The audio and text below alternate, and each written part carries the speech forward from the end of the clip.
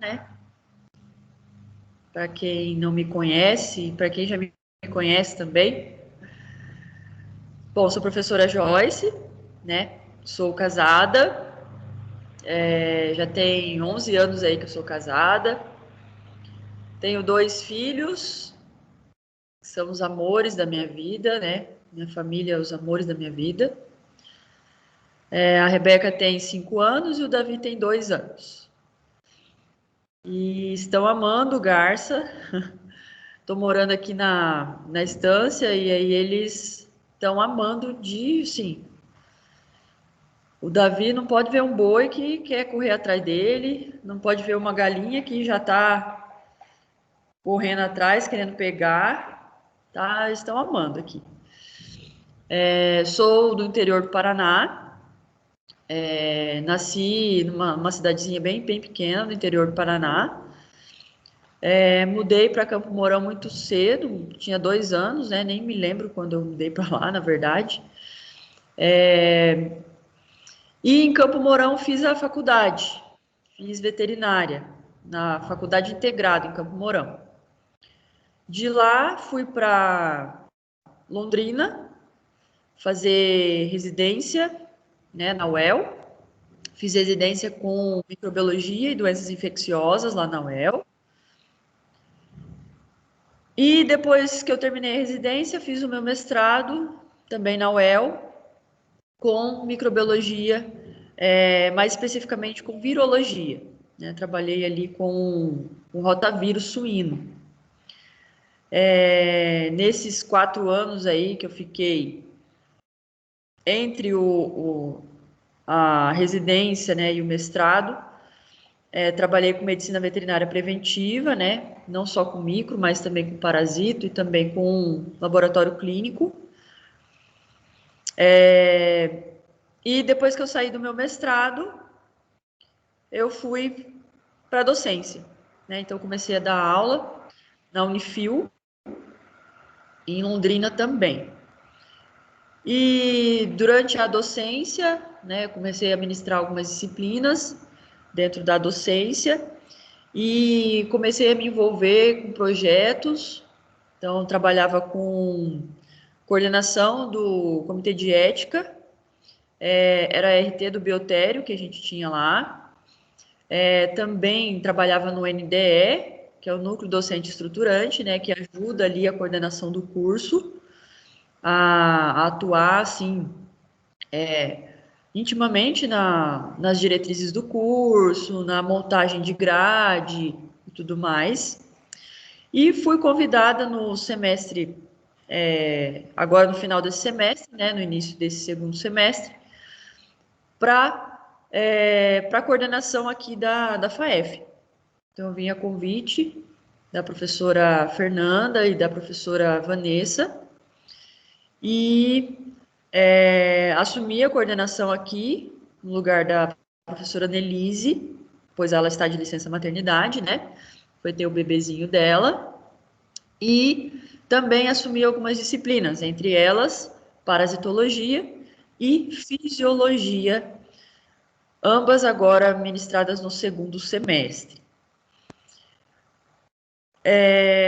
Então, estou à disposição, né? Além de professora de vocês, também sou coordenadora de vocês. Qualquer problema que vocês tiverem, pode contar comigo. Vocês têm meu telefone, né? Podem marcar um horário para a gente tentar resolver e fazer da melhor forma possível. Estou gostando bastante aqui da FAEF. Eu acho que é uma faculdade com uma estrutura maravilhosa, com docentes super capacitados, né? Eu posso falar da veterinária, né? Que eu estou conhecendo agora um pouco. E tudo para ser uma das principais faculdades aí, com certeza, do Brasil, né? Então, a gente tem a faca e o queijo na mão, que nem diz o outro, né? É só vocês aproveitarem isso, né? A faculdade está, assim, fazendo de tudo para que o curso de veterinária dê certo, para que as coisas sejam da melhor forma possível. E estou à disposição. tá bom? Precisarem de mim na coordenação, também estou à disposição. Bom, com relação à nossa aula, então hoje falaremos um pouquinho sobre o que vocês já viram no semestre passado. Como eu falei, gente, não tem como a gente separar parasitologia 1 e 2, fisiologia 1 e 2. Ela é separado porque o curso aqui é semestral, então por isso que é separado. Mas são conteúdos complementares, não tem como a gente esquecer o que a gente viu no semestre passado e seguir numa coisa nova. São conhecimentos que vão progredindo com relação até o final do ano, né? Então, optei por fazer essas revisões, né? A grande maioria dos professores nessas 3 primeiras semanas, 2 a 3 primeiras semanas, estão fazendo revisão de conteúdo, porque realmente não tem como separar uma coisa da outra. Então, hoje, a gente vai fazer essa revisãozinha, e vamos fazer essa revisão de forma um pouco mais dinâmica. Então, coloquei para vocês alguns casos clínicos, e a partir deles a gente vai revisando aí alguns conteúdos.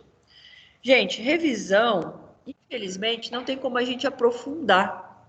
Revisão é uma coisa muito superficial, a gente não consegue aprofundar.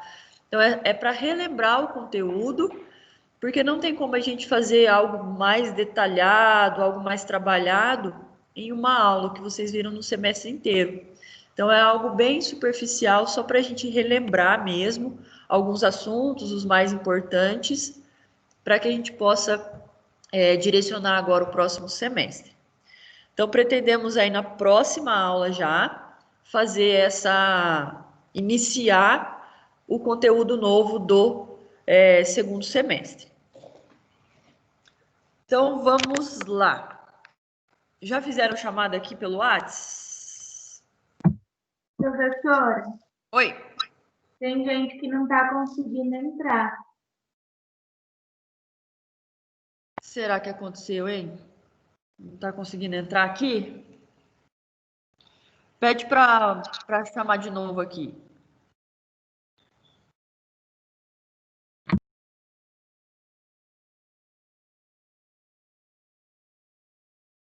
Ah, problema com a rede.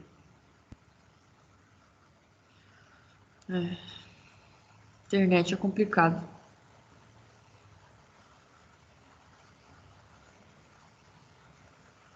Internet é complicado, né, gente?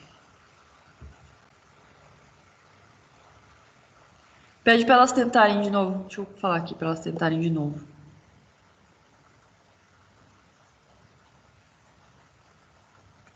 Professora? Oi. Eu e a Kevin conseguiu entrar. A gente tá pelo meu celular só. A gente tá junto. Ah, então tá bom. Ótimo. Tá bom.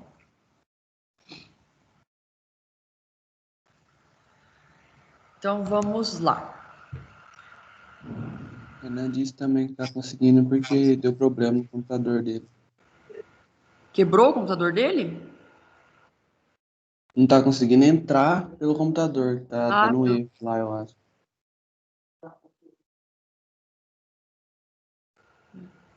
Vê se ele consegue entrar pelo celular.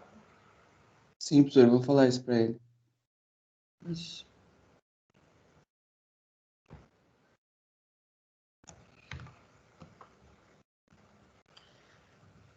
Então vamos lá. Eu vou colocar a projeção aqui para a gente ver os casos clínicos, tá bom? Qualquer coisa, se alguém tiver querendo entrar, vocês me avisam, porque aqui eu não consigo ver, tá? Então aí vocês me avisam aí se eu tiver entrando para a gente poder participar aqui, tá? Vamos lá.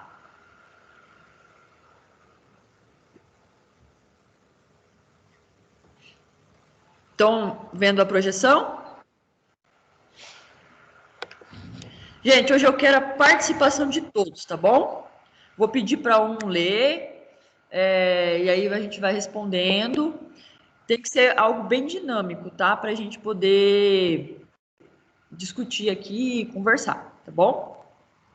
Então, vamos lá. O que a gente vai ver nessa aula de hoje? Como eu falei, vai ser uma revisão, tá? Então, o conteúdo bem superficial, de uma forma bem superficial. A gente não vai conseguir ver muita coisa. Então, a primeira coisa que vamos ver, discussão de casos clínicos. Então, são 4 casos clínicos e são casos clínicos relacionados ao semestre passado. Então, a gente vai relembrar aí algumas coisas importantes. Depois, a gente vai ver de forma bem superficial, como eu falei, a classe trematoda. Então, as principais características, o ciclo e as doenças de importância. Depois, classe cestoda, os mesmos tópicos. E a classe nematoda, os mesmos tópicos. Então, vamos começar. Primeiro caso clínico. Quem vai ler para mim? Eu leio. Então, vai. Um produtor de leite do sul do Brasil, em época de calor e chuvas, chamou um médico veterinário, pois observou a morte de um animal e mais 3 dos seus animais em lactação com apatia, edema submandibular, aumento abdominal e diarreia.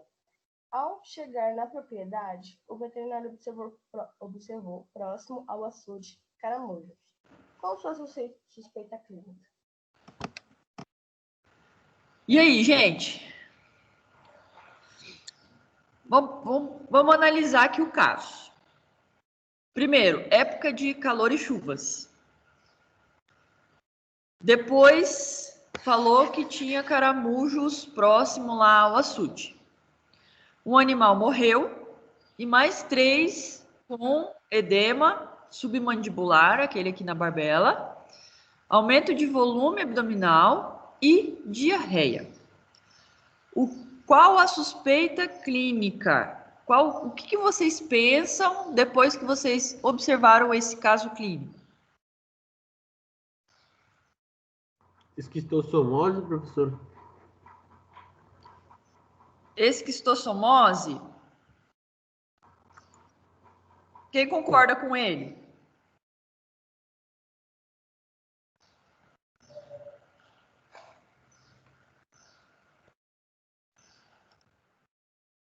Ninguém concorda com ele?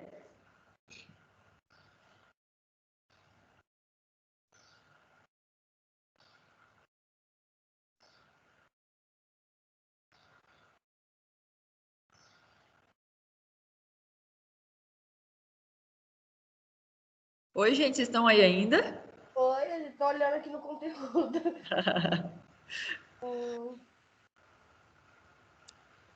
Bom.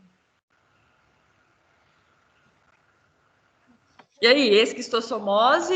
Alguém concorda? Não concorda? Eu concordo. Tem outra opinião ou não? Acho que não.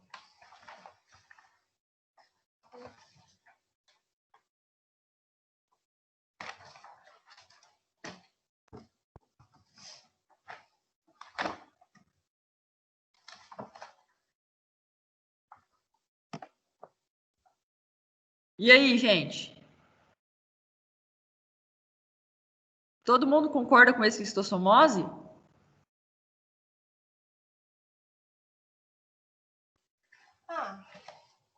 Tinha aqui no conteúdo, tipo, acho que umas 4 doenças transmitidas pelo caramujo. Tô com os casos, fala. Eu não tô com...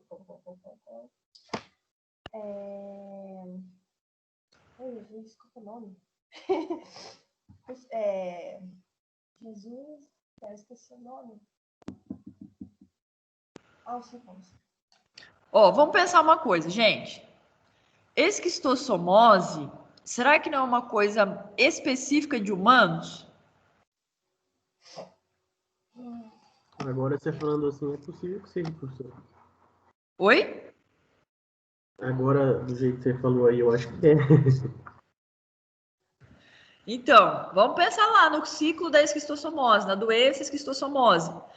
Ela é uma doença específica de humanos, tá? Ela é sim transmitida pelo caramujo, ela é sim transmitida dessa forma, né? só que ela acomete humanos. Na veterinária, ela não tem importância, né? Então, ela não vai provocar morte, nem sinal clínico em animais, tá? Então, ela é específica de humanos, tá bom? Então, não é esquistossomose, essa doença aí. Vamos pensar. Se Bom, não é esquistossomose, qual outra doença é transmitida pelo caramujo? É fascíola hepática, professor? Facíola hepática. Como que é o ciclo da facíola? cadê? Ah, do caramujo, não é? Ah, é o Isso. ovo, aí é Ah, meio. Aí dentro do molusco ele vai de esporocisto, édeas, aí depois ele vira cercária, aí depois ele perde a caudinha e vira metacercária. Aí ou o humano se alimenta, ou o gato se alimenta através do pasto. Assim desenvolve. isso, exatamente. Ó, primeiro vamos definir duas coisas. Vocês lembram o que é um hospedeiro definitivo e um hospedeiro intermediário? Sim. O que é? O intermediário que ele vai, como pode, ter um desenvolvimento, mas não é sua fase final.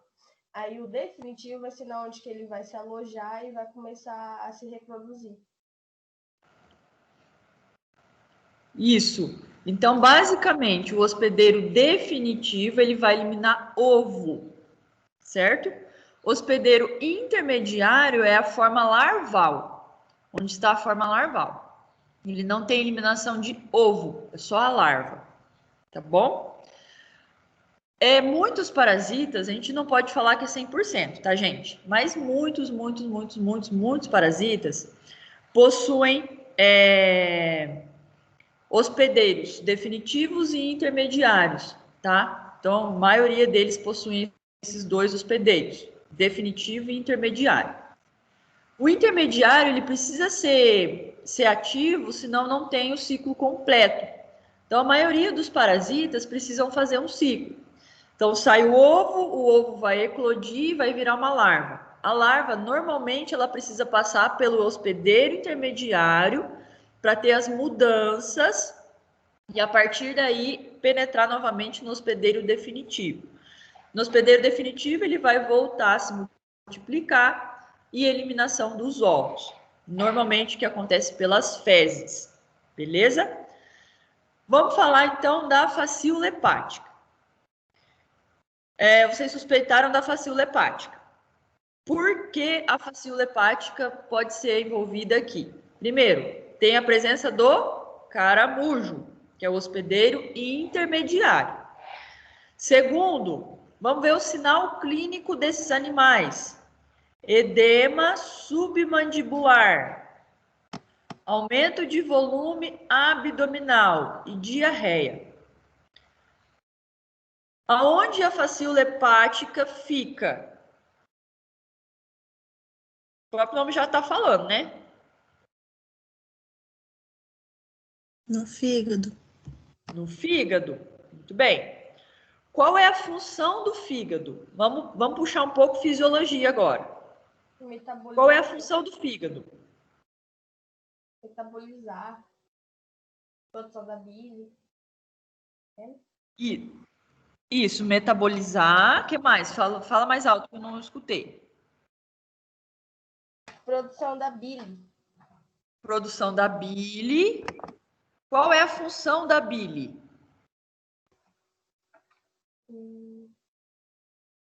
É um emulsificante.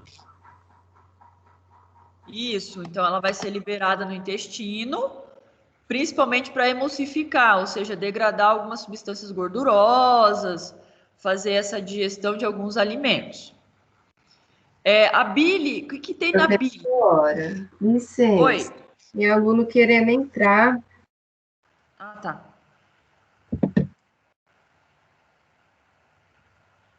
O que eu tenho na bile, gente? Enzimas que vai degradar o alimento, aí sim vai conseguir absorver. nós temos uma substância muito importante, que é a Como que é o nome? Bilirrubina. Bilirrubina. Que cor é a bilirrubina?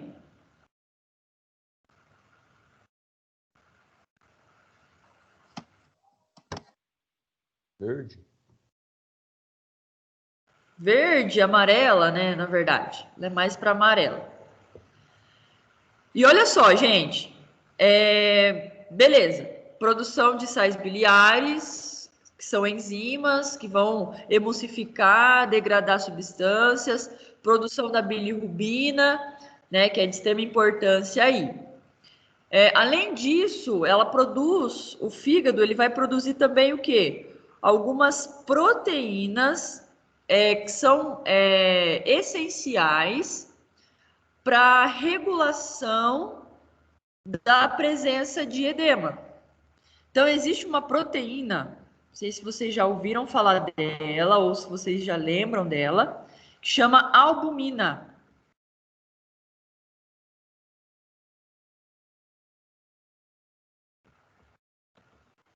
Para que serve a albumina? Alguém sabe? Bom, eu acho que ela não controla a pressão dentro dos vasos para a gente não ter extravasamento.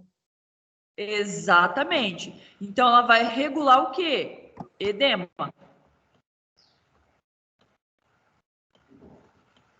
Se eu não tiver a presença da albumina, ela não vai conseguir regular essa homeostase celular e, consequentemente, eu vou ter o desenvolvimento de edema. Ela vai regular o extravasamento de líquido do meio intra para o meio extracelular, consequentemente produzindo edema, certo? Quem produz a albumina é o fígado. Se o fígado está, vamos dizer assim, degenerado, ou com a produção diminuída, com uma hipoplasia, que é a diminuição das células ali do fígado, com uma baixa produção. Consequentemente, ele não vai produzir albumina. E, consequentemente, o que o animal vai apresentar? Anemia e o edema submandibular. Exatamente. Ó, vamos falar do edema também, da anemia. Foi muito importante você falou isso. Anemia. Por que da anemia? O que o fígado produz? Albumina. Além da albumina. Ferro. Ele produz hemácia? Ferro, ele serve para quê? Tudo bom. Para transportar oxigênio. Para transportar o oxigênio através das hemácias. Tá? Através do sangue. Então, se eu não tiver o fígado funcional, eu posso também desenvolver a anemia. Beleza? Anemia e edema, por conta da albumina. Esse animal estava apresentando o quê? Edema submandibular. E aumento abdominal. Provavelmente esse aumento abdominal também possa ser proveniente de edema. Porque aqui o aumento abdominal é por conta ou do aumento do órgão ou provavelmente de um edema ali na região abdominal. Quando eu tenho um edema na região abdominal, nós chamamos de ascite. Edema na região abdominal. Esse edema submandibular é por conta da gravidade. O animal, ele tem o pescoço, ele fica em estação. De quatro patas, ele fica assim, em estação. E aqui é a região onde fica para baixo.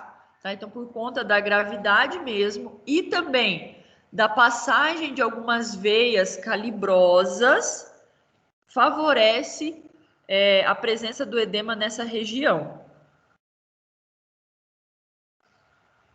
E também a diarreia. Gente, por que da diarreia? A facíola hepática, ela fica no intestino. Primeiro ela atinge o intestino e ela vai perfurar até chegar ao fígado. No fígado ela vai fazer várias alterações ali, permanecer em grande quantidade. Mas ela também vai sair pelo ducto biliar até o intestino. Por quê? Ela vai eliminar o ovo dessa forma, né? Então a facíola, como que é esse parasita? É em formato de folha, né? Mais ou menos isso. Aqui nessa região, tem a região anterior, onde eu tenho a boca aqui desse parasita, eu tenho a parte do intestino. Aqui dentro dele, ele vai ter o aparelho reprodutor masculino e o aparelho reprodutor feminino. Esse parasita, ele é hermafrodita. O que é isso, prof? Tem os dois sexos dentro dele. Então, ele é macho e fêmea dentro. Então, ele tem o aparelho reprodutor masculino e feminino dentro dele. E aí, ele faz uma autofecundação aqui. Então, esse parasita aqui, ó, ele começa a produzir os seus ovos. Produz. Ele vai ter um poro aqui de liberação desses ovos no ambiente. Como ele fica na bile, no fígado, esses ovos vão ser transportados até o intestino, né, através do ducto biliar, através da bile. Então, lá no intestino, ele também vai provocar diarreia, porque ele vai ter uma irritação dessa mucosa. Em alguns casos, nós observamos a diarreia, em outros, não. Tá? Vai depender da parasitose, vai depender da quantidade de parasita, vai depender de alguns fatores. Mas, na maioria das vezes, nós encontramos, sim, a diarreia. Então, esse caso aqui, suspeita clínica, facíola hepática. Vou colocar FH, tá? Facíola hepática. O que fazer para diagnosticar essa doença? O que eu vou fazer para diagnosticar? Além dos sinais clínicos, tá, gente? Além do que a gente suspeitou aqui no início dos sinais clínicos. E aí, o que vocês fazem para diagnosticar?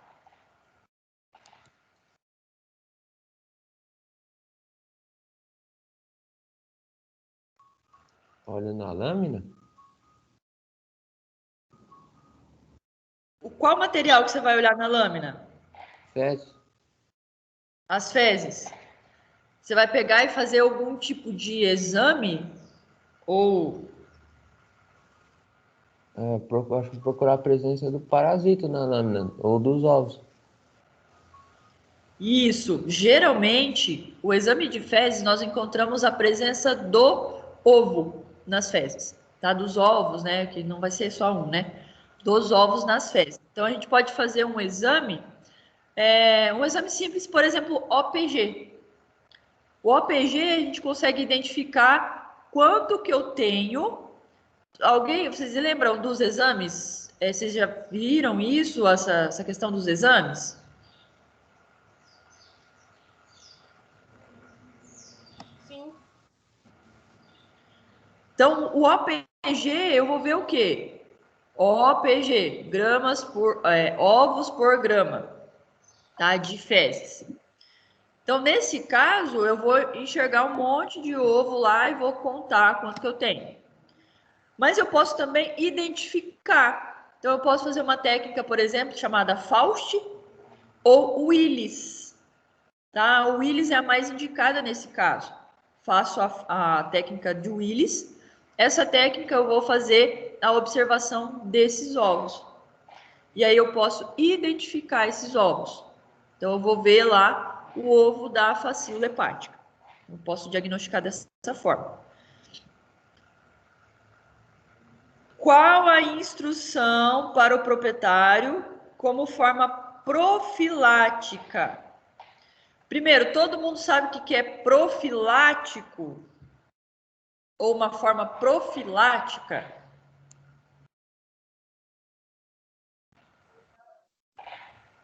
Seriam prevenções sanitárias, tipo, para que nem a gente toma vacina, seria uma prevenção profilática. Exatamente, exatamente. Então, a forma profilática seria a prevenção e controle da doença, tá? Então, como forma de prevenir, para que não ocorra novamente, nós instruímos de forma profilática, tá? Então, esse é o termo mais coloquial, vamos dizer assim, para prevenção, tá bom? E o que vocês falariam para esse proprietário nesse caso, como forma profilática?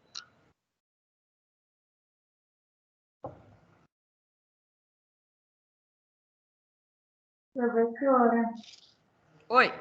tem aqui que é para evitar que os animais fiquem em áreas alagadas. Por que das áreas alagadas? Porque tem mais caramujos, né? Eles gostam de áreas mais úmidas. Isso, a presença do caramujo, né? O caramujo, ele vai se multiplicar com a temperatura quente em lugar úmido, né? Por isso que eu coloquei ali essa questão da umidade do calor, né? Então, ele gosta. E ele vai ficar próximo a esses locais mais úmidos, né? Porque senão, pela presença, pelo próprio corpo do caramujo, ele vai ressecar, né? Se ele estiver num ambiente seco. Então, evitar com que esses animais fiquem nesses locais seria bom. Nesse caso, ali era um açude, né? Os animais ali, eles ingeriam água daquele local. O que a gente pode falar, além de fazer um local que não tivesse, que fosse mais limpo, né? Que não tivesse a presença desses caramujos. E provavelmente vai ser difícil conseguir ter um açude onde não tenha caramujo, né? Pedir para os proprietários colocarem bebedouros, professor? Utilização de bebedouros, exatamente. Utilização de bebedouros, que daí fica mais fácil o acesso e provavelmente a gente consiga controlar melhor a presença desses caramujos. Se o proprietário não tiver como, ele não tem como fazer encanado com bebedouros e tudo mais. O que ele pode pensar em fazer? Colocar predadores do caramujo.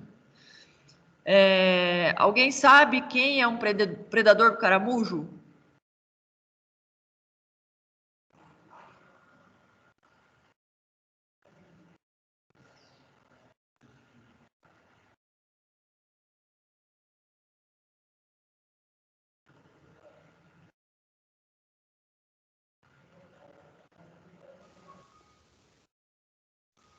Aves? Algumas aves, principalmente patos. Patos são predadores de caramujo. Tá? Então, você fala, ele não consegue fazer encanado, não consegue colocar em forma de bebedouro ali, então instruir ele, não, então coloca patos, que os patos vão também fazer essa parte de prevenção dos caramujos. Mas até agora vocês não falaram o mais importante, gente. O que é o mais importante nesses casos?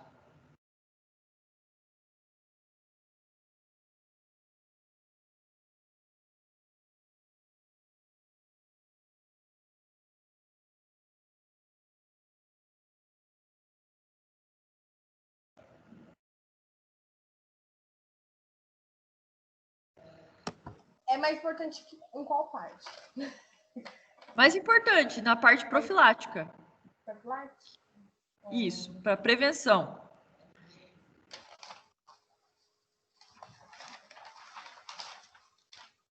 Vou reformular a pergunta.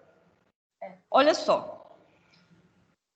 Adianta eu remover, vamos dizer assim, ou tentar diminuir a presença do caramujo Se eu tenho uma água contaminada ou se eu tiver um local ali onde eu tenha ovos ou onde eu tenha larvas?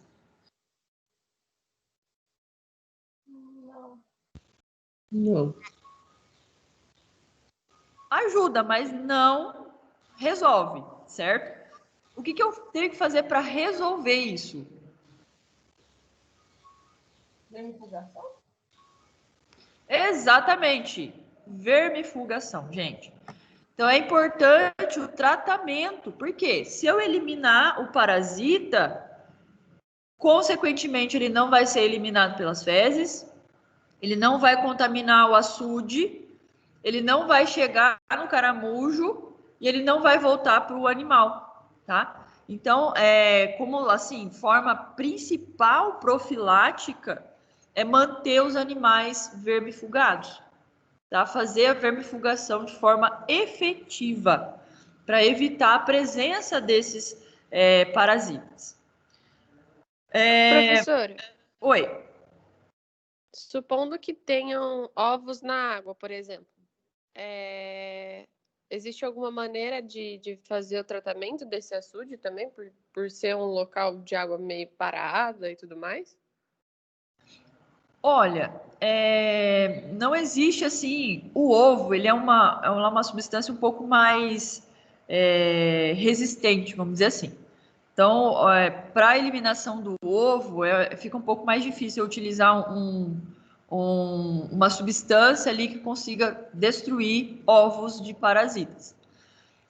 Na forma larvária, ela é um pouco mais fácil, né? Então, eu não sei se provavelmente a gente consiga utilizar ali na forma larvária para fazer a eliminação. Mas o que é indicado para o açude seria a diminuição dos caramujos, daí nesse caso. Você faz a vermifugação nos animais, e aí para tratar o açude, você vai eliminar ou diminuir em grande quantidade a presença dos caramujos. Por quê? Quando a larva ali, ela está nessa forma larvária, ela precisa do hospedeiro intermediário para se manter viva, e depois do hospedeiro intermediário, ela precisa também ir para o hospedeiro definitivo, senão ela não consegue sobreviver. Então, é muito importante tentar eliminar o hospedeiro intermediário para que essa larva morra. O ovo eu não consigo matar, mas a larva, são poucas horas que ela tem para entrar no hospedeiro definitivo, senão ela morre, tá? Então, aí, nesse caso, eu indicaria fazer um isolamento por pelo menos 20 dias, que aí a gente consegue eliminar tudo que se tem nesse local. Tudo bem.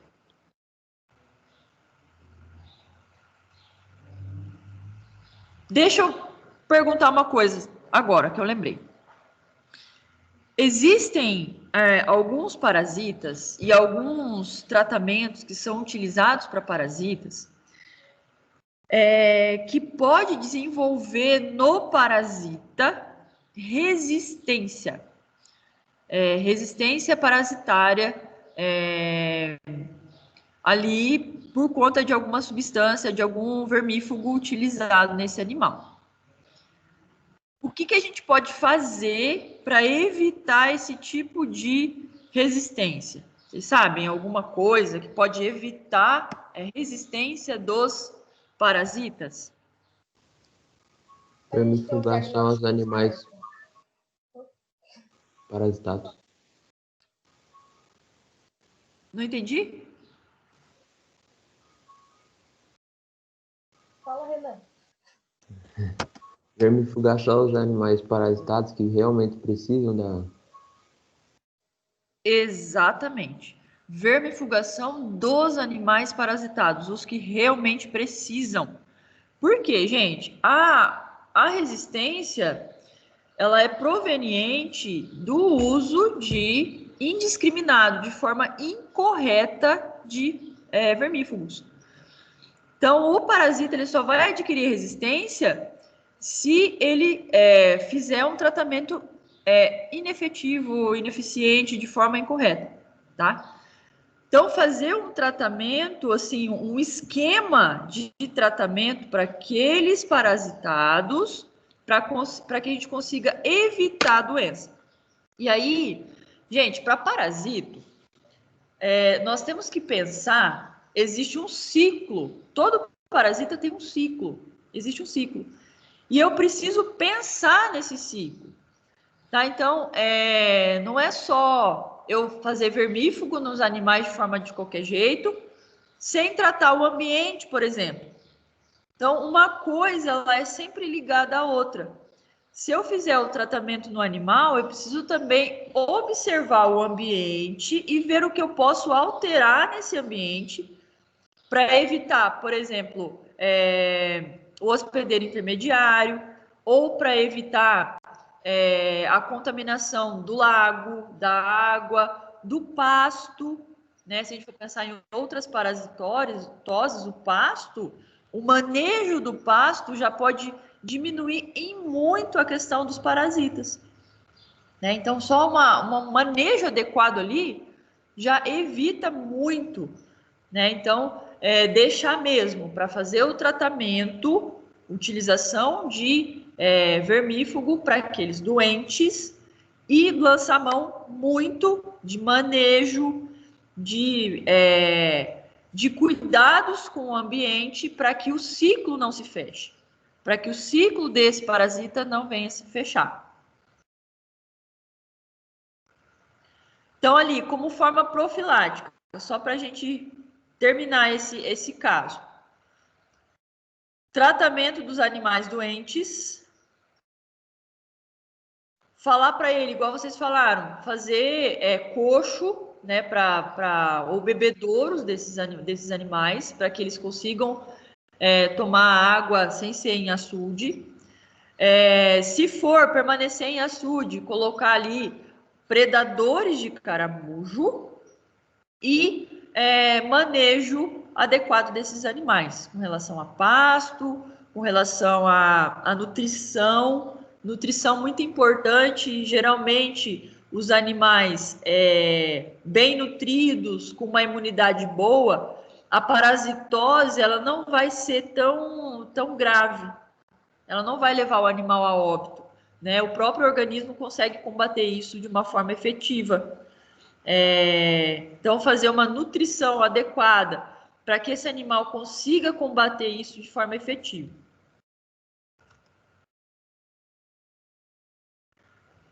Alguém quer comentar mais alguma coisa? Alguém já viu um animal, um bovino com fasciolose?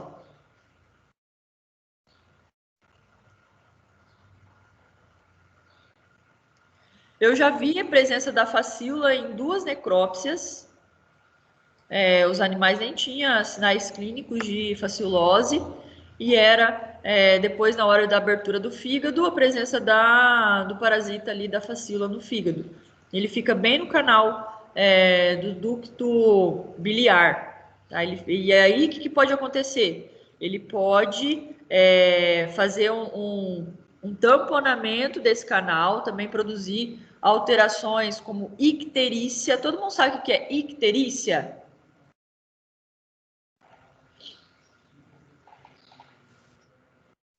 É a mucosa amarela, né, professor? Isso, a mucosa amarela. Por que dessa mucosa amarela? O que a gente falou que tem na bile? Bilirrubina?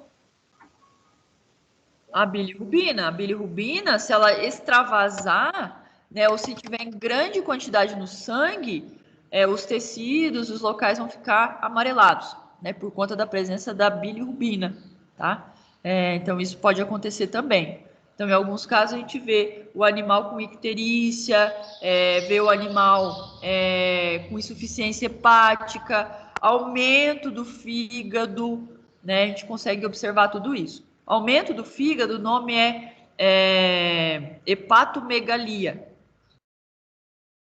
Aumento da presença da massa do tecido do fígado. Vocês estão fazendo anatomia patológica? Sim. Sim. Vocês viram alguma coisa sobre os tecidos, alteração de morte celular, essas coisas? Vocês já viram isso?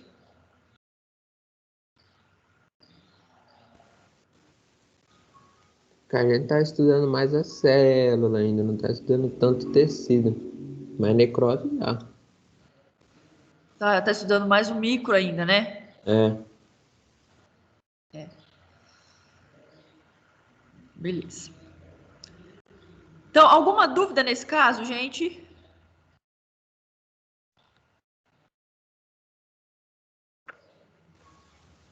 É a técnica de Faust que é a mais indicada, professor? Oi? É a técnica de Faust que é mais indicada para esse caso? Isso, nesse caso a Willis, né?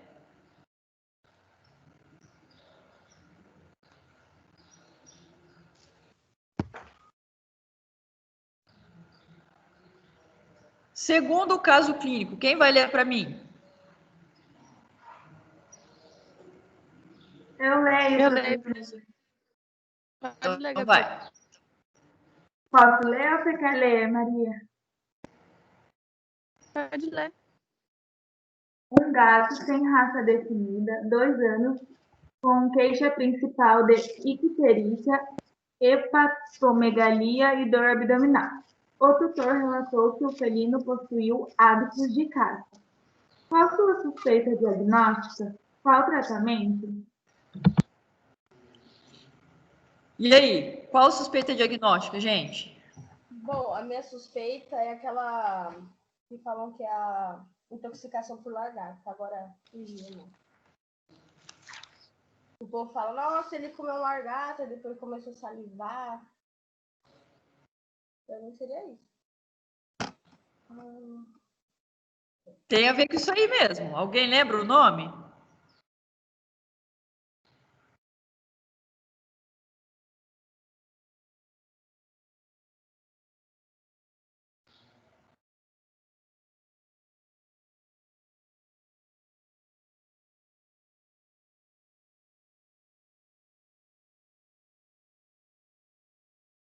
Começa com P.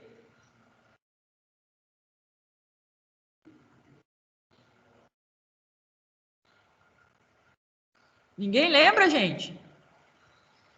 Professora, Platinosomum? Eu não sei falar direito. Isso, platinossomum, né? O nome da doença é a platinossomose, tá? E como acontece isso? Vamos lembrar o ciclo. A gente até esqueceu de falar no anterior, né? Qual que é a classe da facíola hepática? Ela é uma trematoda, uma cistoda? Trematoda. Uma trematoda, isso mesmo. Então, ela tem o formato de folha. E o platinossomo é o quê?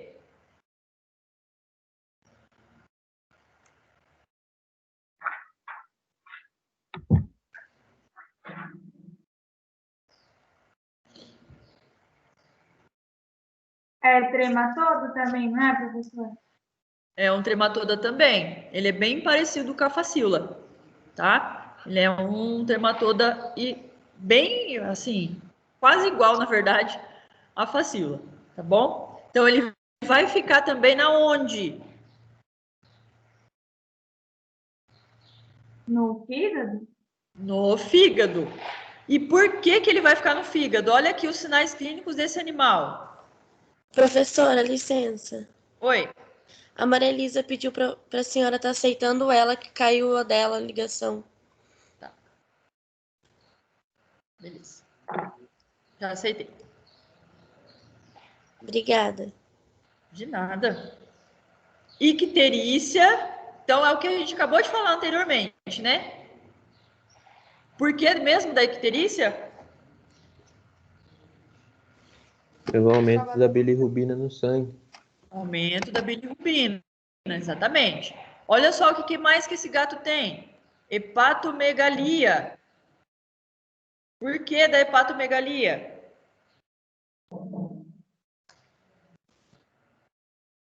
Porque está agredindo o tecido hepático, então o corpo está tentando combater aquilo lá. Exatamente. Aí o corpo está tentando combater e acaba aumentando esse tecido. E dor abdominal. Oi. Você pode repetir o porquê da icterícia nesse caso? Posso. O fígado, ele é responsável por produção de algumas substâncias, por produção de algumas características ali. Uma delas é a produção da bilirrubina. A bilirrubina, ela tem uma cor amarelada. E aí, se eu tiver uma deficiência no fígado, eu não vou conseguir, eu vou ter um aumento no tecido, nas veias dessa bilirrubina. E a presença de bilirrubina em veias, em tecidos, vai fazer com que esses tecidos fiquem amarelados. Então, por conta disso, e a icterícia seria o tecido amarelado. Então, eu vejo mucosa, principalmente ocular, a mucosa da boca, dos lábios, eu vejo toda amarela. A mucosa, assim, o tecido abdominal aqui, pele no tecido abdominal amarelo, né, por conta da presença em grande quantidade da bilirrubina. Tá bom, professora, obrigada. Entendeu? Entendi. E, gente, a dor abdominal é por conta do aumento do fígado, de toda a presença dos parasitas ali e tudo mais. Vamos falar um pouquinho do ciclo desse parasita.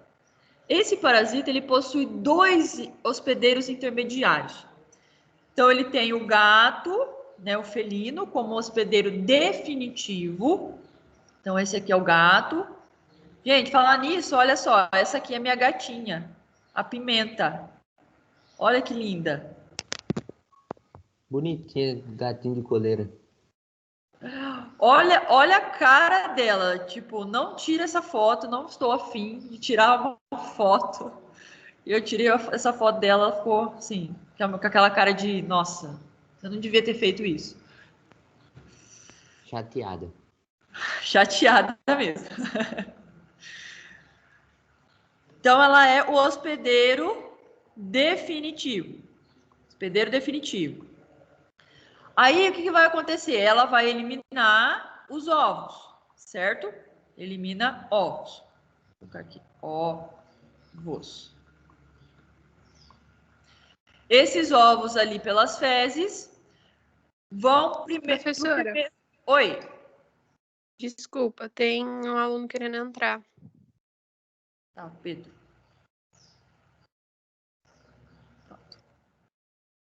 Obrigada. Depois de nada, ele vai transformar em larva, né?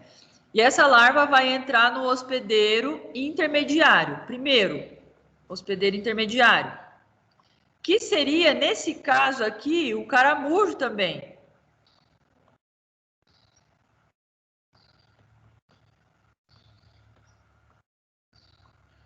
Ou caramujo, ou algum hospedeiro aquático, que tenha essa questão aquática.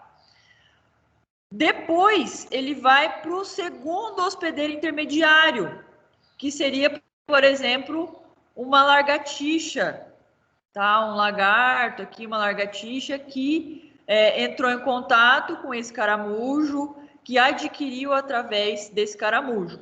Então, a lagartixa aqui.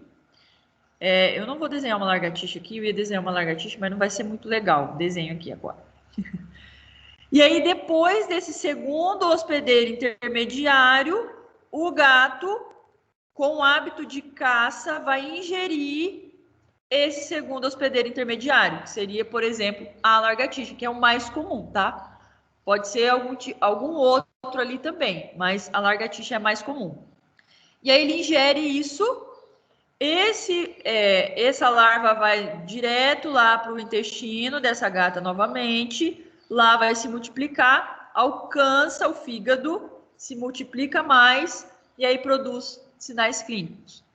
No fígado, nesse caso, o animal ele pode ter um entupimento, entre aspas, dos ductos biliares, uma colangite que nós chamamos, tá? Então ele pode ter uma obstrução ali desses canais, e aí a bilha ela não consegue passar. E aí, por conta disso, ela vai extravasar para o corpo. Por conta disso, o animal fica ictérico, com o aumento do fígado e todo o resto dos sinais clínicos.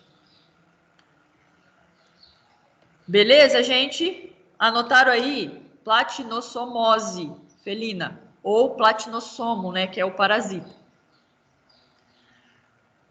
Qual tratamento? Como que eu vou tratar esse animal?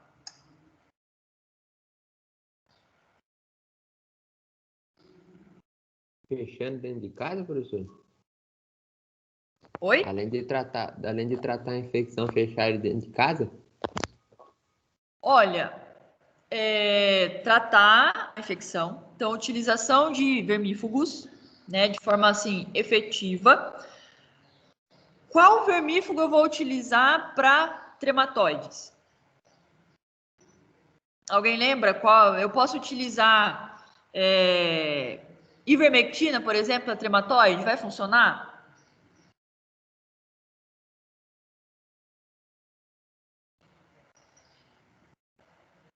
Ixi, professor, essa parte não teve ainda não. Não vai funcionar se eu utilizar ivermectina, por exemplo, ou medicações antiparasitários à base de ivermectina. Não vai funcionar para trematóides, tá? Para cestoide também não funciona muito. Eles são mais para nematóides, são mais para vermes cilíndricos. Então, aqui não vai funcionar muito. O que eu posso utilizar, então? Uma base de albendazol, por exemplo. Um albendazol funciona e pega bem aqui. Então, eu vou fazer o tratamento efetivo. E aí ele falou que tem que colocar o animal dentro de casa. Não pode deixar ele fora. Geralmente, gato, ele tem esses hábitos de caça. E aí, o que você pode fazer? Por que eu coloquei a foto da minha gata aqui? Ela não estava com platinossomose, não estava com nada disso, gente. Por que coloquei a foto dela? Estão vendo que ela tem aqui, ó, uma coleirinha? E essa coleirinha tem tipo um sininho.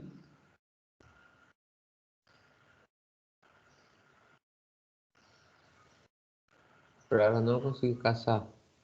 Para ela não conseguir caçar. Exatamente. Então, o animal, para ele caçar, ele vai bem sorrateiro, bem quietinho e dá o bote. O que esse sininho vai fazer? Vai avisar a presa desse gato, né, ou dessa gata, que o caçador está chegando. Então, isso aqui vai fazer um barulho e vai espantar a presa desse animal. Então, ele não vai conseguir caçar. Gente, óbvio que isso aqui é uma teoria, tá? Pode ser que o animal seja, sim, super esperto e ele consiga caçar mesmo assim. Né? Ele seja mais rápido do que a caça dele ali e consiga caçar. Mas isso espanta muito, tá, gente?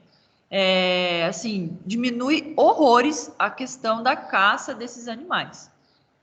Então, só essa questão da utilização assim dessa coleira já diminui bastante o hábito de caça desses animais. Por quê? Eu posso... Oi? Eu fiquei com uma dúvida, mas em relação ao hábito de caça dele. O hospedeiro intermediário vai ser o caramujo sempre? Tipo, até nesse caso? Olha, aqui nesse caso, são 2 hospedeiros intermediários. Tanto o caramujo quanto a lagartixa. Ah, não dava para ler lagartixa. São 2 hospedeiros intermediários. Ah, entendi. Então, beleza. Obrigado, professor. Entendeu?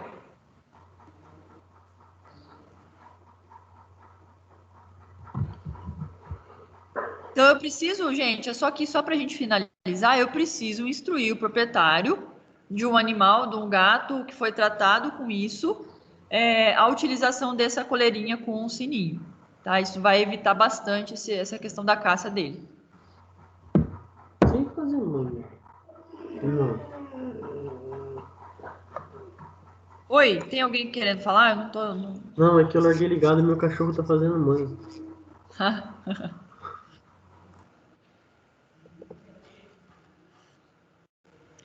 Beleza, alguma dúvida aqui, gente?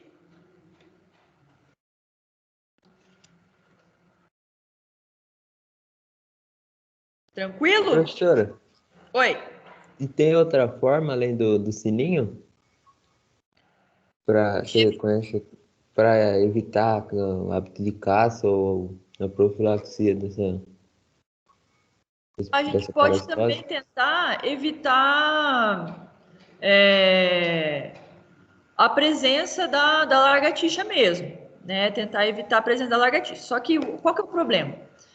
A lagartixa, ela é importante para o ecossistema ali, né, daquele local. Ela vai ingerir aranha, então ela vai consumir alguns outros animais para dar o equilíbrio naquele ambiente. Então, assim, eu não indicaria fazer uma prevenção da eliminação da lagartixa, por exemplo. Então, e instruir os proprietários, falar, ó, vermifugação de maneira efetiva. Então, manter esse animal desverminado. Tá? Então, fazer a cada 6 meses essa vermifugação. Nesse caso aqui, é importante, tá? Fazer. Se eu, por exemplo, um animal ele mora no sítio, ele é um animal que fica solto, ele sai para passear, sai na rua, é importante manter ele com a verminose aí, com o vermífugo dentro do prazo de validade. Cada 6 meses ou a cada 1 ano fazer de maneira assim bem efetiva. Por quê? Se ele tiver a presença do parasita, eu faço o vermífugo, vai morrer. Tá? E aí vai quebrar o ciclo, eu não vou ter a eliminação desse ciclo.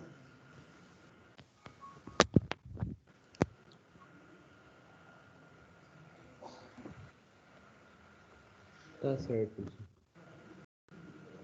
Beleza? Ô, professora, Oi. eu tive uma cachorra que ela morreu com icterícia, só que na época o veterinário não falou nada sobre parasitas. A icterícia pode ser causada por outra coisa? Sim, existem várias doenças, na verdade, que pode produzir icterícia, tá? Tem a leptospirose, que é uma bactéria que pode produzir icterícia.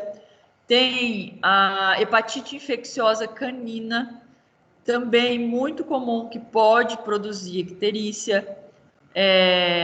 Alguns parasitas, né? A gente falou desses. Existem outros também que podem produzir icterícia, então não é só parasitária, não. Pode ter outras causas infecciosas ou até mesmo tumorais, várias causas, né? O que vai produzir a icterícia? Problema do fígado, tá? Normalmente é um problema hepático, que aí vai produzir essa icterícia. Pode ser a partir de algum agente infeccioso, parasitário, enfim. E assim, gente, infelizmente, quando o animal, foi até bom você falar isso, porque quando o animal ele chega em um estado de icterícia muito grande, ele chega em um estado assim de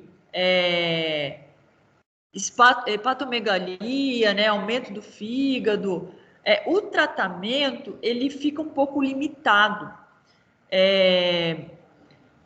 para a cura desse animal, né? Muitas vezes, infelizmente, o animal vem a óbito, né? Por conta o fígado, gente, ele é um órgão que vai detoxicar o corpo. Então, se eu não tenho um fígado funcional, eu vou ter o quê? Um aumento aí dessas substâncias tóxicas no organismo e, consequentemente, isso vai ser prejudicial. O cara ligou o negócio da grama ali, tá cortando a grama aqui. Tá dando? Vocês estão conseguindo ouvir eu? Sim. Então tá. O cara resolveu cortar a grama justo agora aqui.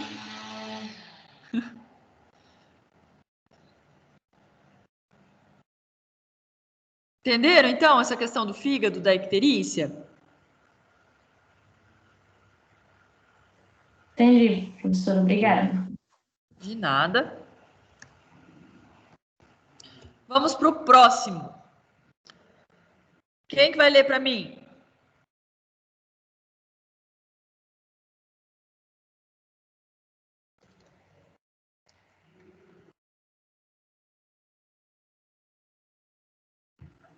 Eu leio de novo.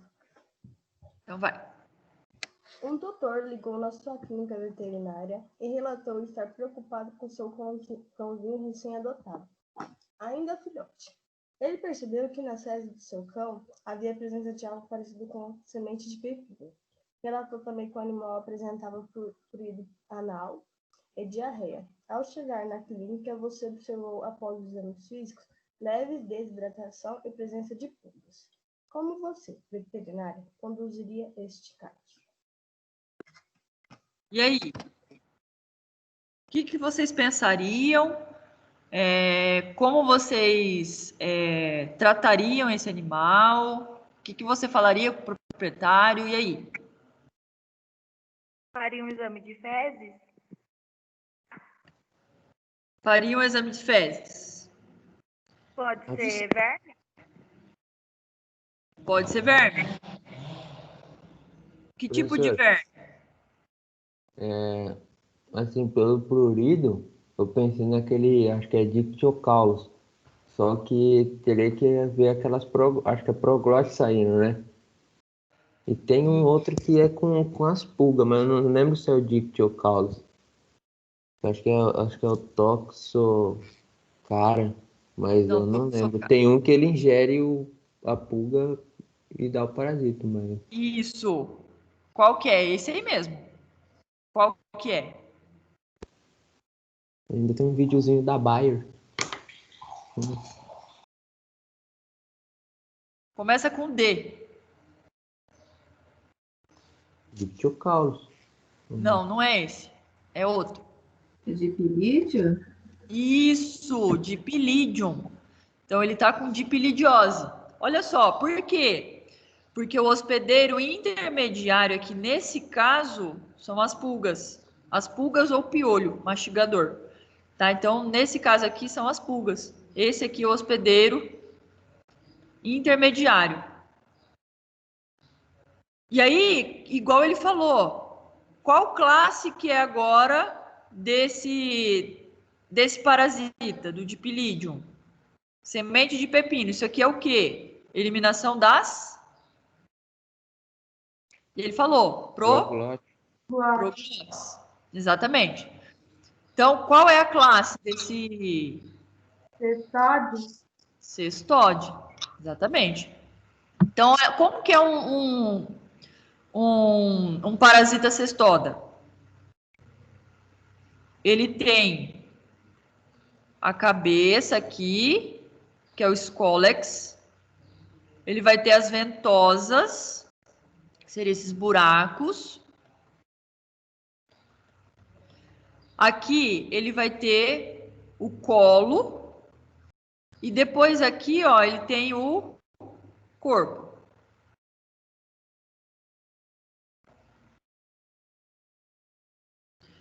Nesse corpo vai ter as proglotes. Então, no início aqui, ó, essas proglotes, elas são imaturas. No decorrer do corpo aqui, ó, do estróbilo, né, que a gente chama, nós temos essas proglotes adultas. E depois, essas proglotes adultas, elas ficam gravídicas. E nessa proglote gravídica aqui, eu tenho ovos em grande quantidade. Essas proglotes, elas são soltas aqui, ó. Elas liberam aqui. E aí, como ela está gravídica, ela vai eliminar esses ovos também. Então, essa semente de pepino aqui que ele relatou é a presença das proglotes, né, nas fezes desse animal. Além disso, no exame físico aqui foi encontrada a pulga. A pulga, ela geralmente ela se alimenta de fezes ali e tudo mais. E aí, nas fezes, ela vai encontrar esses ovos, essas larvas, vai parasitar ela. E aí, na pulga, o animal ele vai ingerir essa pulga, e na pulga eu tenho a larva desse parasita. E aí, no animal, o que vai acontecer? No intestino, ele vai se multiplicar ali e produzir a doença no intestino. Fazer a produção aí de todo esse parasita no intestino.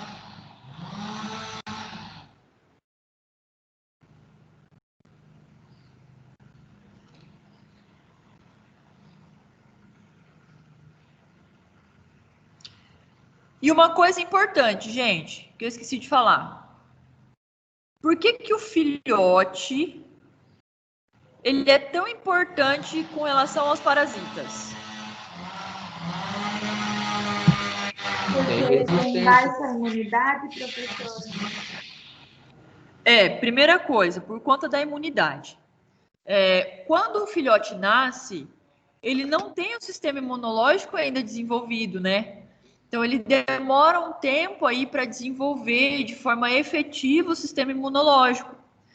Então, ele fica susceptível, ele fica mais sensível a adquirir essas doenças. Mas tem um outro fator importante.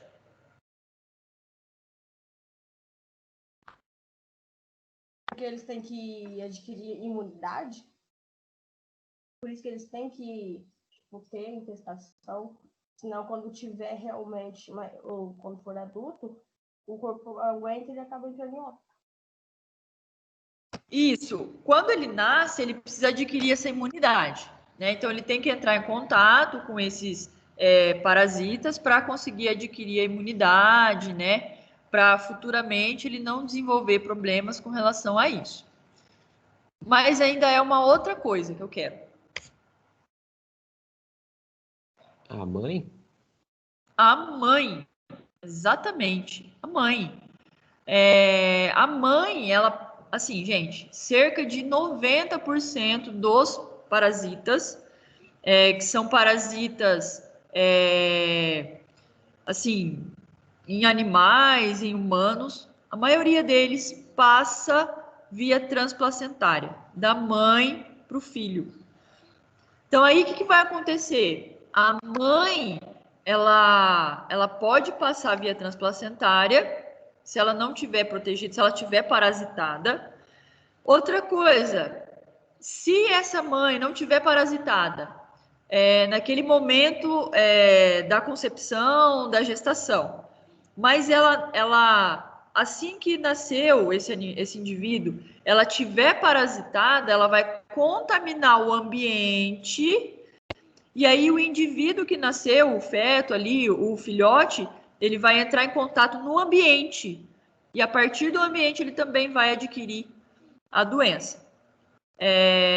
Ou também com relação ao leite, né? Então, o colostro, ele também pode passar certos parasitas, ou através do leite, certos parasitas.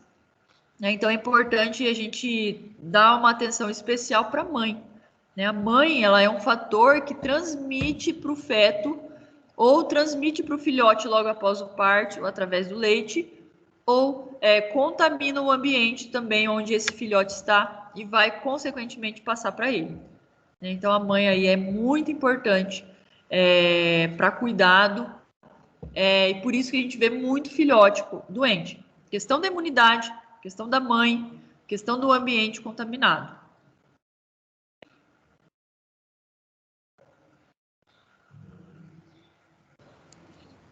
Professora. Oi. Em relação à via transplacentária e pelo leite, sempre pode ocorrer? Como eu falei, existem algumas... Isso, existem algumas exceções. Alguns parasitas, eles não são transmitidos dessa forma.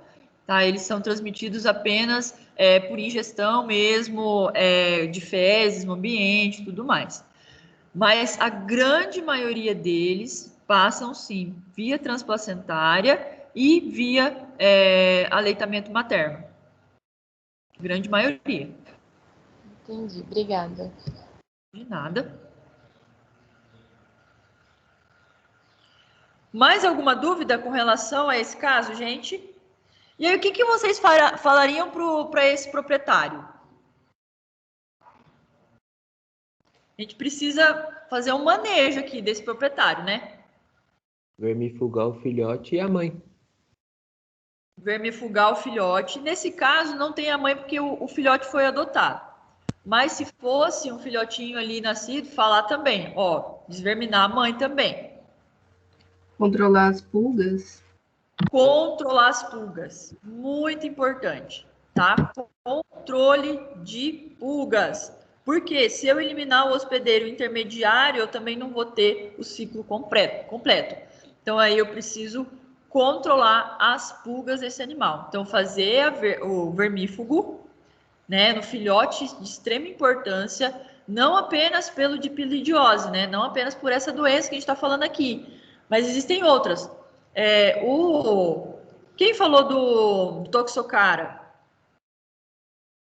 Aqui. Eu. Falou das outras. Renan.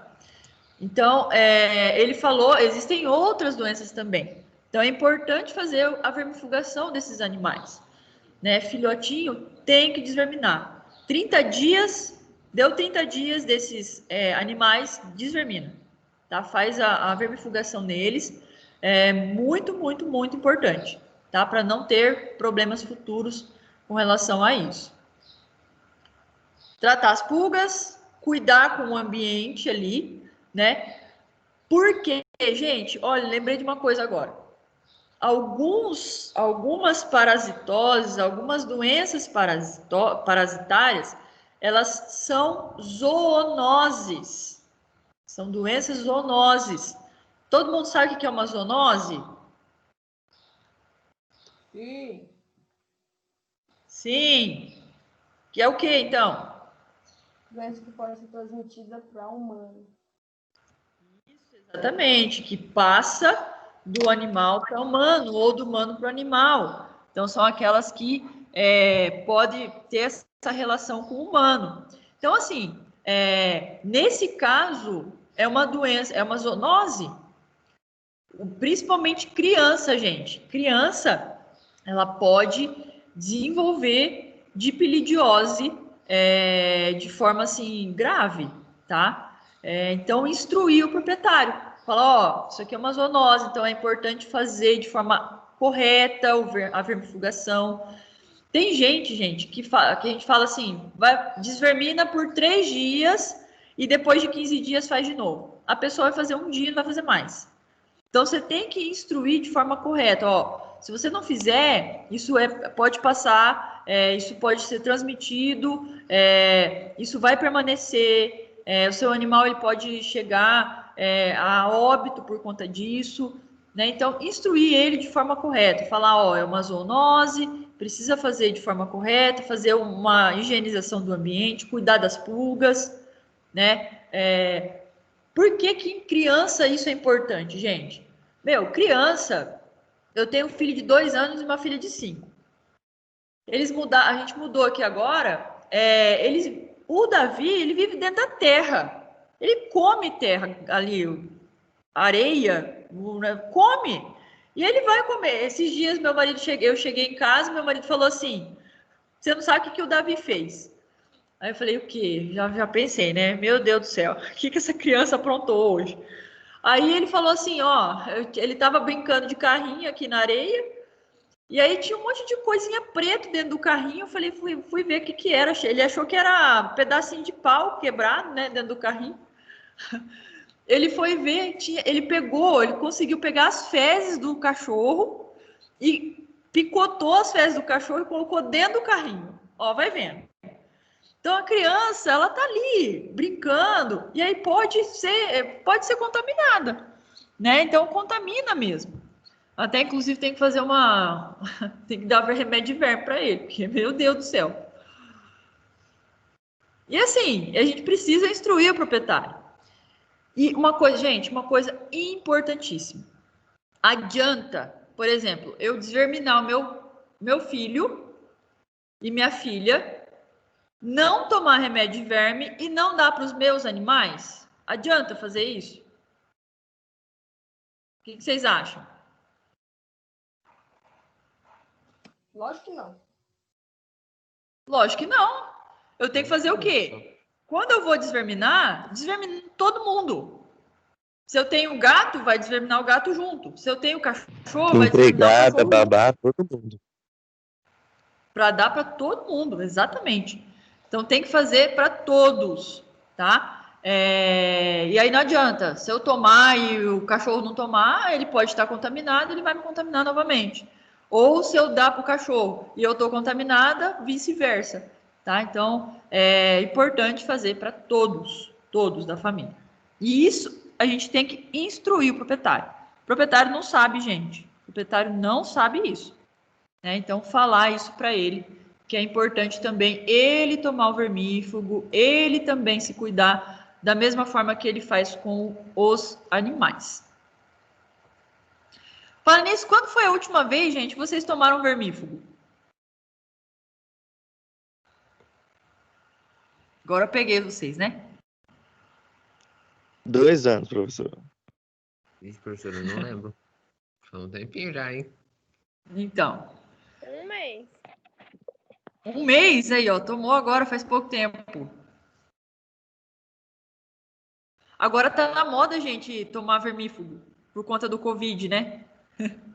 Na verdade, eu tomei Verdade. vermectina antes de ontem. Verdade, tinha esquecido. Tá com Covid? Ah, Tá na disseram moda que é agora bom. Então, tomar vermífugo, né, por causa do Covid. Tô todo mundo tomando.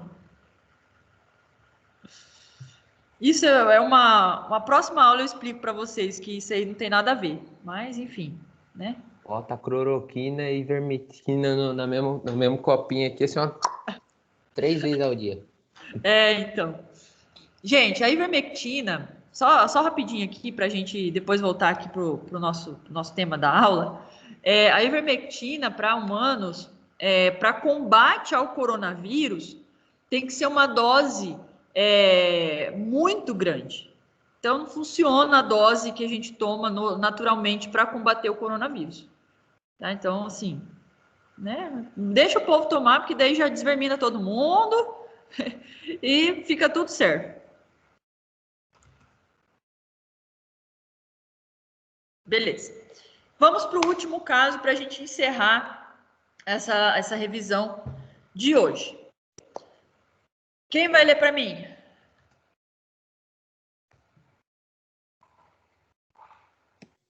Não apareceu ninguém, eu leio de novo. Então vai.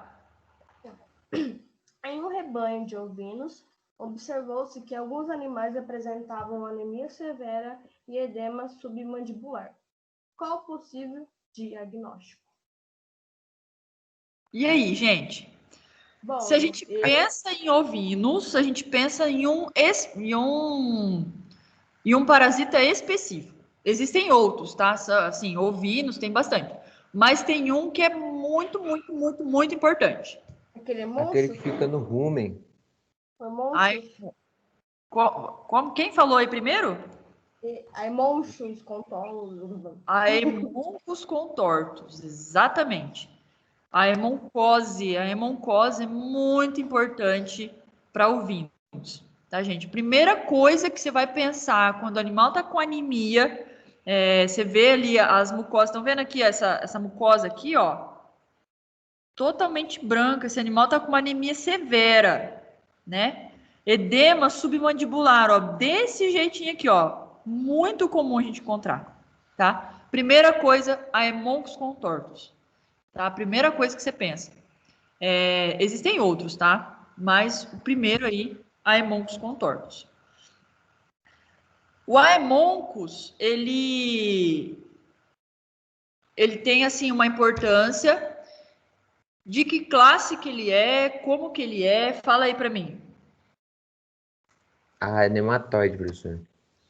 Ele é um nematóide, né? Então, ele é um verme cilíndrico, exatamente. Ele é mais amarronzado, avermelhado, né? Ele tem essa coloração. né? E aí, para a gente diferenciar...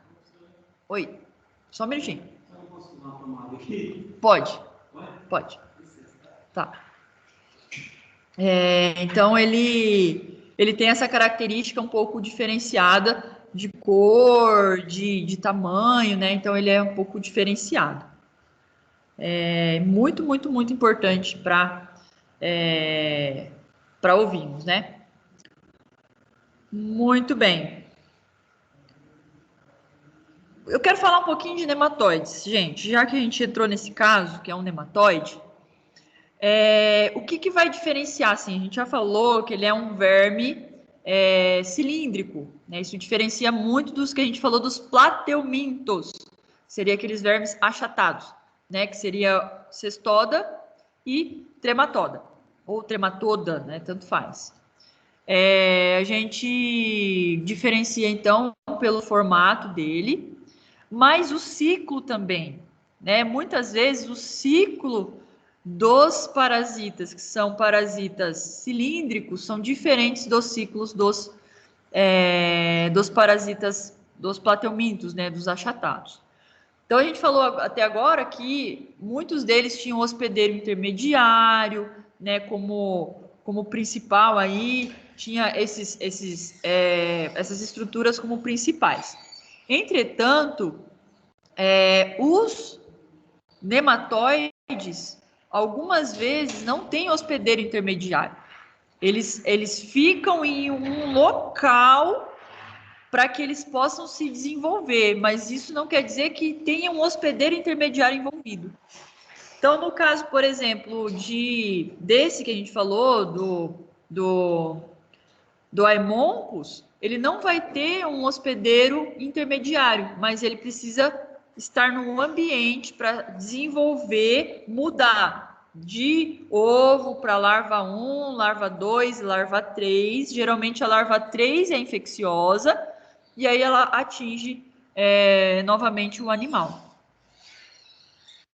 Então, ele não precisa de um hospedeiro em si, de um indivíduo em si, mas de um ambiente favorável para que ele consiga completar o seu ciclo.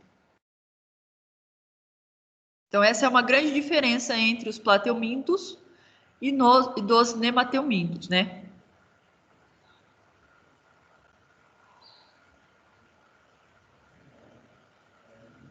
E aí, o que vocês fariam com esses animais aqui, ó? Com anemia severa e edema. Qual seria o manejo desses animais? O que vocês falariam para o proprietário desse rebanho? Qual seria a instrução para eles?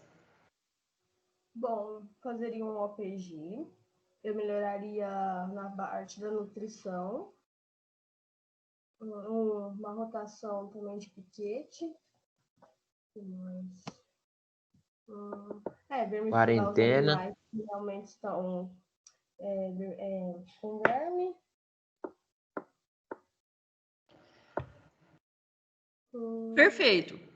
Perfeito. Ó, vocês falaram quarentena, ótimo.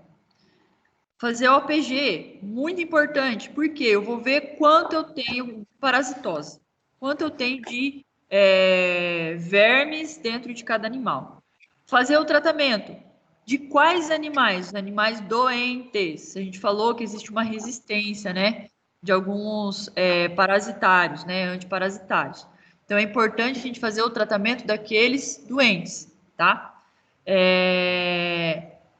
E fazer o controle desses animais.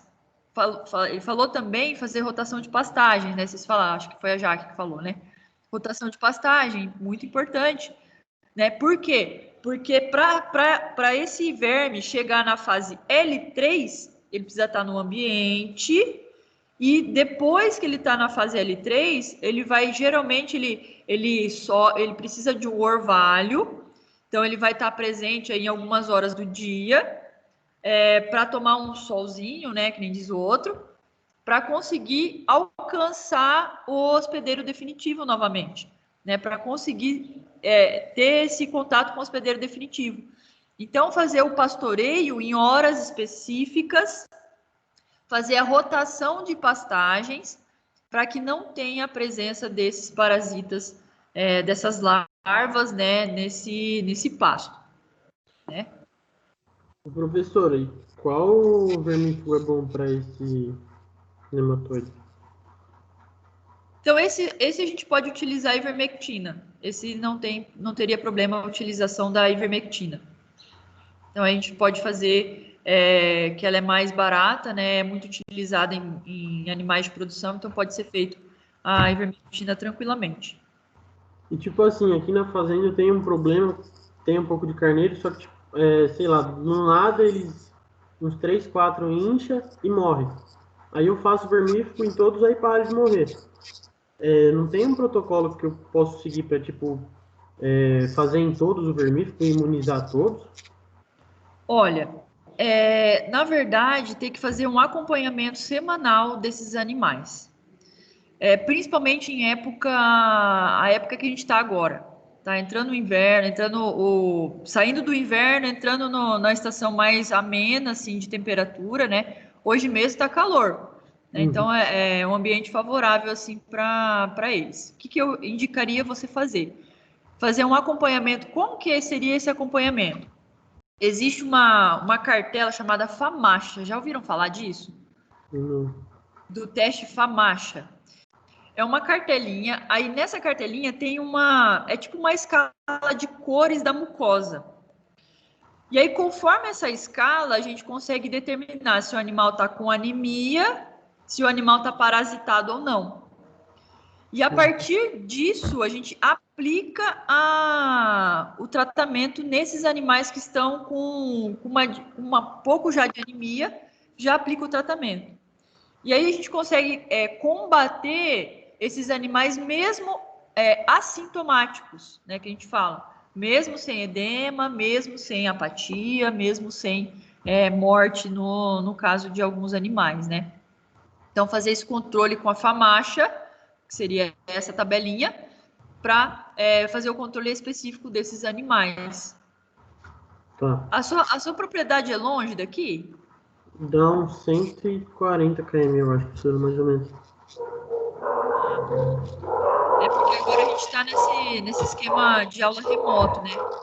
Mas a gente poderia fazer a OPG desses animais para fazer esse controle. Então, a FAMACHA ela é utilizada juntamente com a OPG para fazer o controle. Então, faz a OPG, vê o quanto que a gente tem de parasitas no rebanho. Depois, faz o acompanhamento pela FAMACHA e o tratamento dos doentes. Você vai ver, vai diminuir assim em grande quantidade a morte desses animais. Entendi. Já ajuda, né, professor? A gente poder, não sei se você consegue vir um dia trazer as fezes para a gente fazer o APG deles. Não, seria bem interessante a gente fazer na aula. Ah, é bom. Outra Se Deus coisa quiser, vai voltar essas aulas, né? A gente está nessa questão remota, né? Mas futuramente aí a gente consegue fazer isso presencial, né? Ô, professora, e sobre linfadenite caseosa? Não tem muito a ver com a aula, mas tem um tratamento eficaz ou não? Olha, é um problema muito grande também em ovinos, né? A gente ter essa questão dos linfonodos ali, muitos animais volta, né? Se trata e aí ele volta. Assim, manejo, é mais manejo. É mais questão de manejo mesmo, assim. Tentar evitar com que tenha essa contaminação com esses... É uma bactéria, na verdade, que tem ali. E aí tentar evitar a contaminação mesmo. Entendi. Tá, joia. Obrigado, professor. De nada. Beleza, então vamos finalizar aqui. Eu vou passar bem rapidinho, só para a gente finalizar mesmo.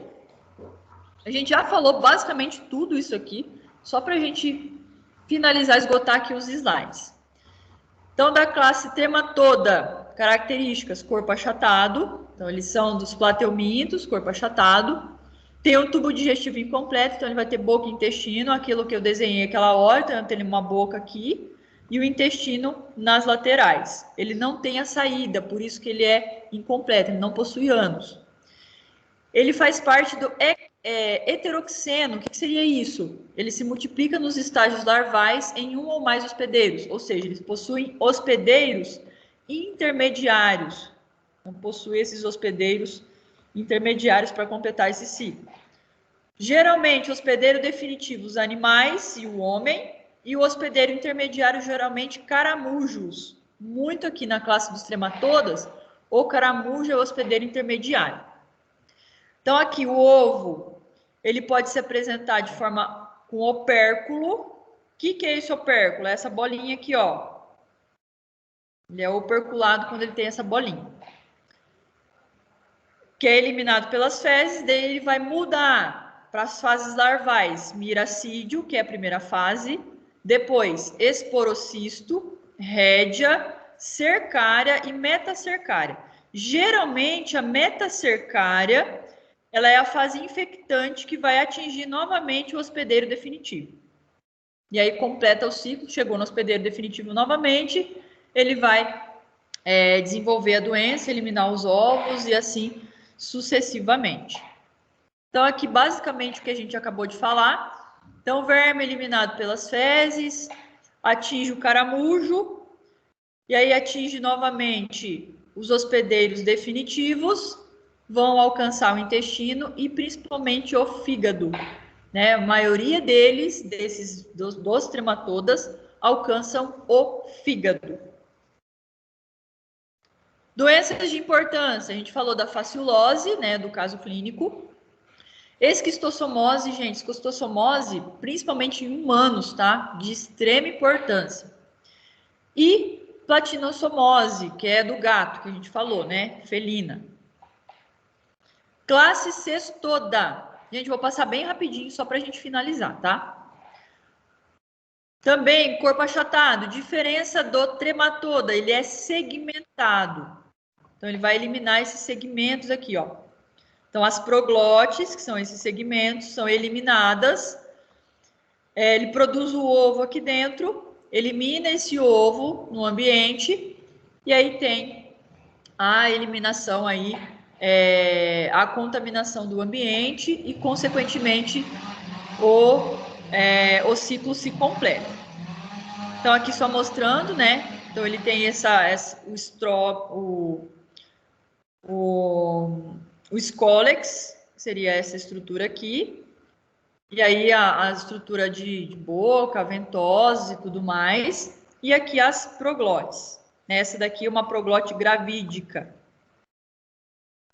Por que eu sei? Um monte de ovinho aqui, ó. Ciclo. Então, eu tenho o hospedeiro definitivo e o hospedeiro intermediário. No hospedeiro definitivo, vou ter eliminação do ovo pelas fezes, vai estar no intestino. Elimina a proglote, que tem o ovo. O hospedeiro intermediário aqui, que seria, por exemplo, o suíno ou o bovino, vai ingerir esse ovo. No suíno, como ele não é hospedeiro definitivo, o que vai acontecer? Ele vai desenvolver a forma larvária. Então, ele vai ter o cisticercose aqui, ó, na musculatura. Ele vai ter o cisticerco na musculatura. E aí, a partir da carne ingerida com o cisticerco do homem, ele vai adquirir novamente a teníase. E assim sucessivamente. Doenças de importância: cisticercose, teníase, que é no caso de humanos, dipilidiose, que é o que a gente falou, equinococose ou teníase em cães, diferente da... aqui é o equinococcus, tá? É o parasita equinococcus, que é igualzinho a teníase em humanos, mas aí seria em cães, que é o específico do equinococcus. E por último, nematoda, né? Então, diferença entre eles: corpo cilíndrico. Então, os outros que nós vimos, corpo achatado. Esse aqui tem o corpo cilíndrico. Então, tubo digestivo completo. Nesse caso, ele vai apresentar boca, cavidade, que seria os intestinos, e o ânus, ele tem orifício de saída de excrementos desse parasita. Ele é revestido por uma cutícula que vai dar resistência a esse parasita.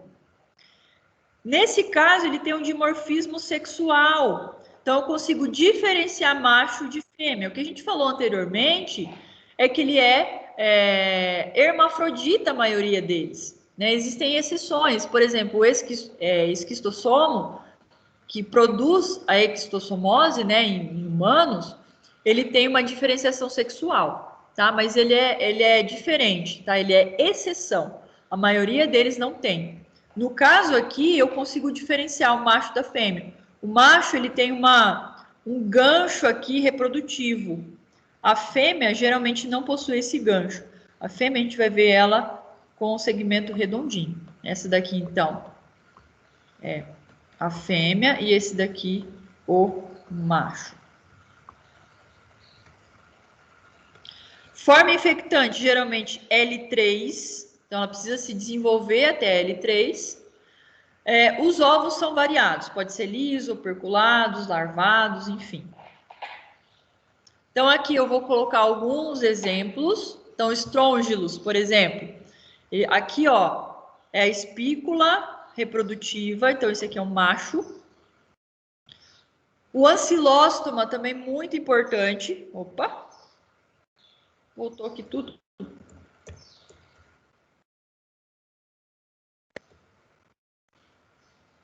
Ancilóstoma, então pode produzir também em humanos aqui, ó. Ele pode penetrar, a L3 ela pode penetrar, tá, gente? Se eu esqueci de falar, então isso é importante. Às vezes a L3 ela penetra na pele. E aí pode produzir a doença aqui que é o bigiográfico, tá? Então pode produzir também essa doença. Oxiuris equi, também muito importante em equinos.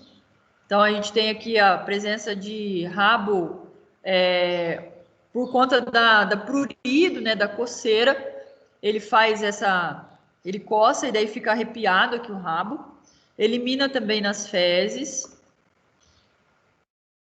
A hemoncos, né, principalmente aí para ovinos, muito, muito, muito importante em ovinos, né, e tem essa coloração mais avermelhada, né, mais amarronzada. E o ciclo, é aquilo que a gente falou. Então, o hospedeiro definitivo vai eliminar o ovo vai mudar para L1, para L2 e para L3. Geralmente, a L3 é infectante.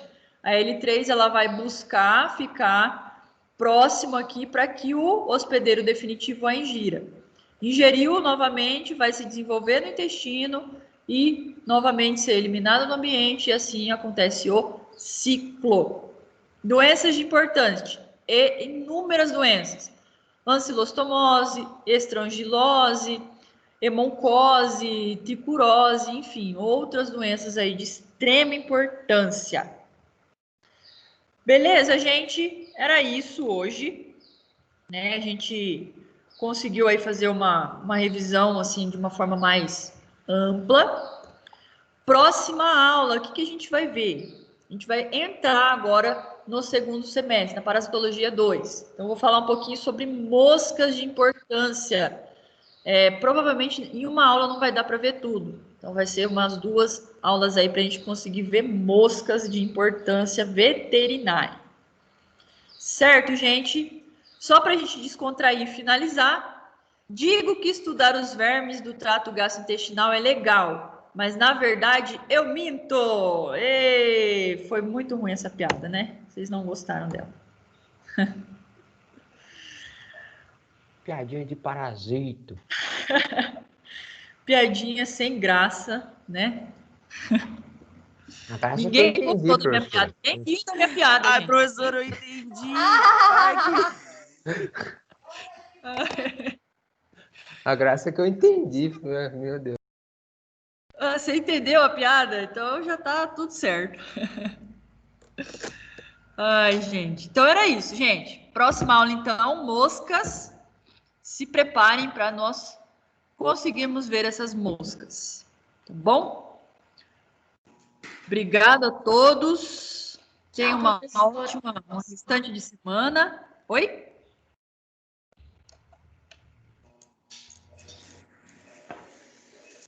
Alguém falou alguma coisa? Eu falei tchau. Ah. E até semana que vem. Até, professora. Tchau, professora. Até semana que vem. Tchau, gente. Fiquem com Deus. Até semana que vem. Bom final de semana. Igualmente.